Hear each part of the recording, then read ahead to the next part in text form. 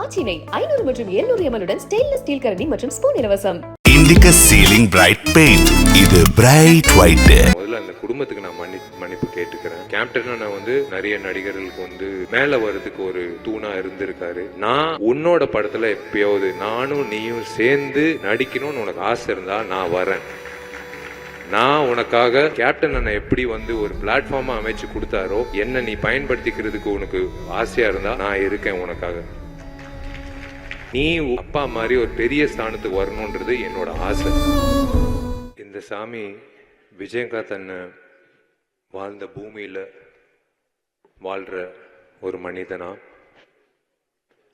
இந்த கலைத்துறையில ஒரு மேதாவி, ஒரு நடிகர், கேப்டன் விஜயகாந்த் நடித்த அதே கலைத்துறையில் ஒரு நடிகனா, கேப்டன் விஜயகாந்த் அண்ணனோட ரசிகனா, கேப்டன் அண்ணன்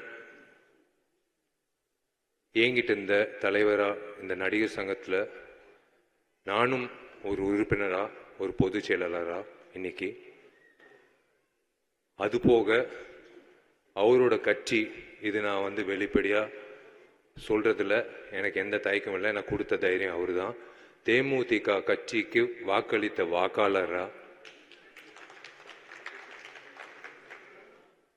எல்லா வகையிலையும்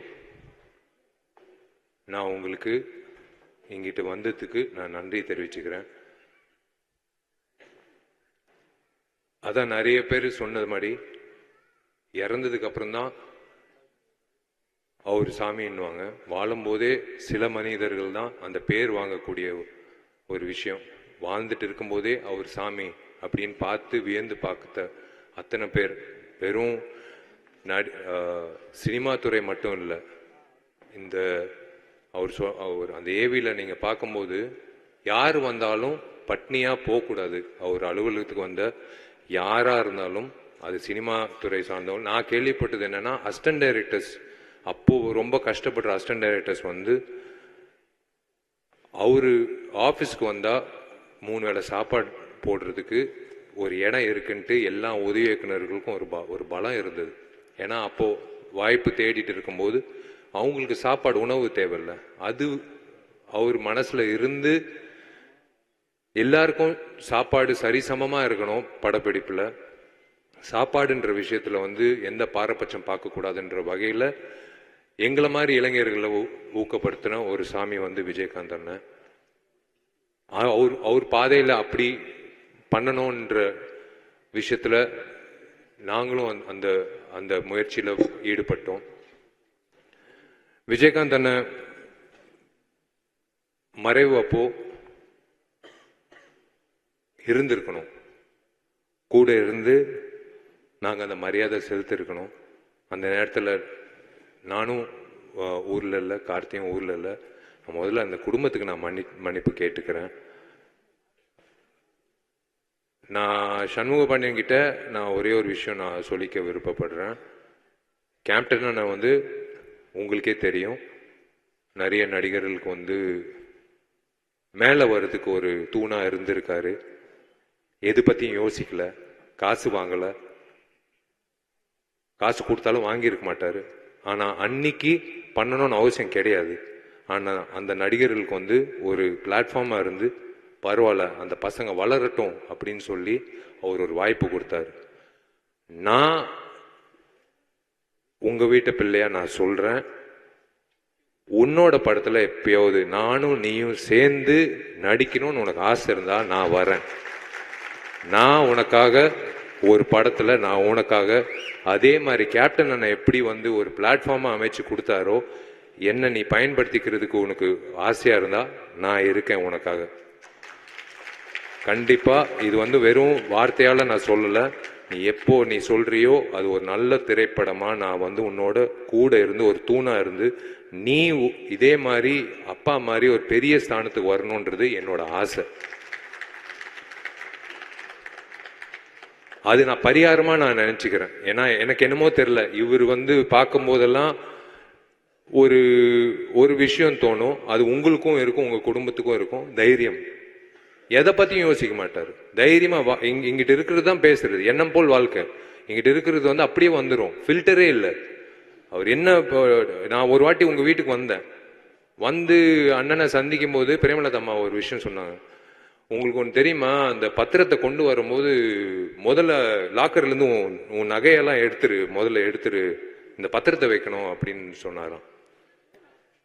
என் நகை கூட வந்து அவருக்கு ஒரு மிகப்பெரிய ஒரு விஷயமா தெரியல.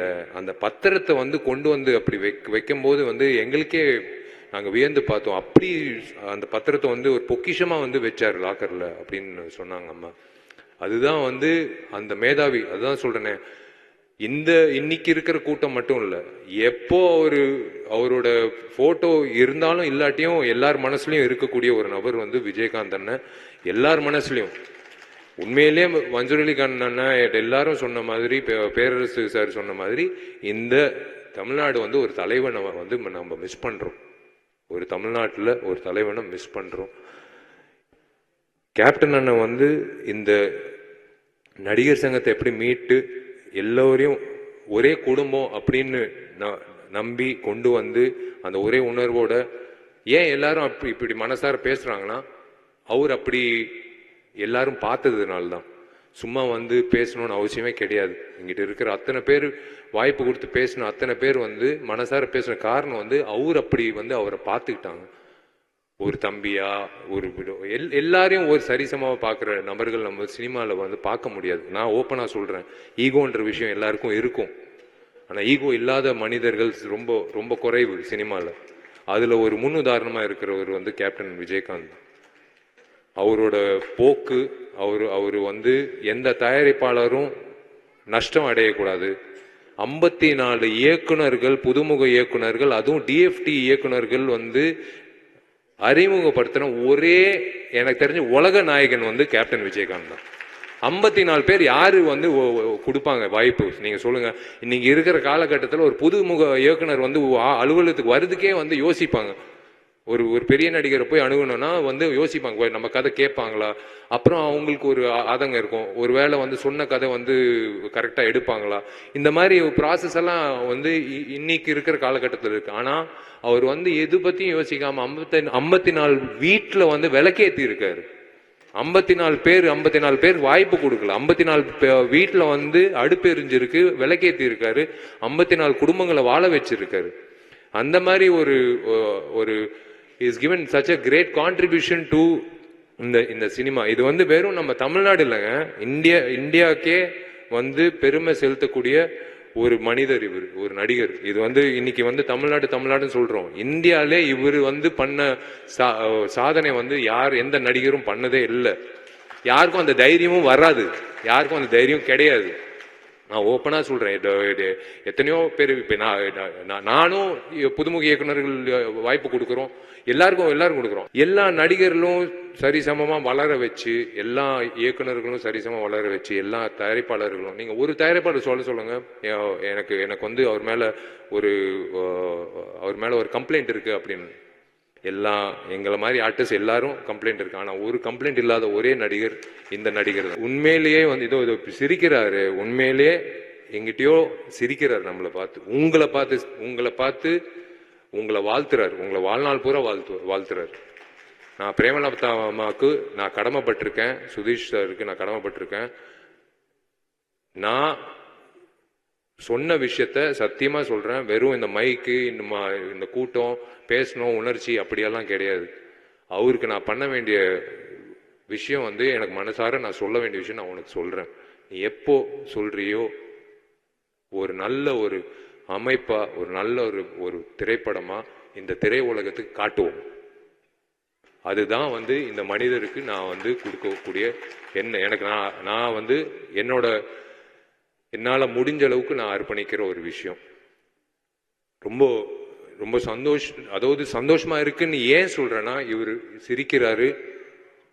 இந்த நேரத்தில் வந்து இவரை பற்றி இத்தனை பேர் வந்து பேசி, இத்தனை தயாரிப்பாளர் சங்கம், இயக்குநர்கள் சங்கம், எல்லாம் விவசாயிகள் சங்கம், இவங்கெல்லாம் வரணும்னு அவசியமே கிடையாது. நான் கூப்பிட்ட உடனே வந்ததுக்கு காரணம் வந்து, இது சும்மா ஒரு கட்டளைக்காக நாங்கள் வர சொல்லணும் அது அப்படின்லாம் இல்லை. உங்கள் அப்பாக்காக தான் வந்தாங்க. நாங்கள் கூப்பிட்டதுனால இல்லை, உங்கள் அப்பாவோட ஃபோட்டோ வச்சு நாங்கள் கீழே போட்டோம், நடிகர் சங்கம் உங்களை அழைக்கிறது. ஆனால் கீழே நடிகர் சங்கம் பார்க்கல, ஏன்னா அவர் தான் உருவாக்குனார் நடிகர் சங்கம். மேலே இருக்கிற அந்த ஃபோட்டோ பார்த்து தான் எல்லாரும் வந்திருக்காங்க. ஸோ அந்த வகையில் வந்து கண்டிப்பாக இந்த சாமி வந்து மேற்கொண்டு இந்த கலைத்துறைக்கும் சரி மக்களுக்கும் சரி உங்கள் சார்பாக வந்து கண்டிப்பாக வந்து அந்த நற்பணிகள், அந்த நல்திட்டங்கள், நல்ல விஷயங்கள் மேற்கொண்டு நடக்கும்ன்றது நான் நம்புகிறேன். நீங்கள் எல்லாரும் நல்லா இருக்கணும், நீங்கள் 2 பேரும் நல்லா இருக்கணும். அம்மா ஆரோக்கியத்தை பார்த்துக்கோங்க. சுதீஷ் சார் பக்கபலமாக இருக்கார். I am always there for you. God bless you. ஆச்சினை 500 மற்றும் 700 ml ஸ்டெயின்லெஸ் ஸ்டீல் கரண்டி மற்றும் ஸ்பூன் இலவசம். Indica ceiling bright paint. இது பிரைட் ஒயிட்.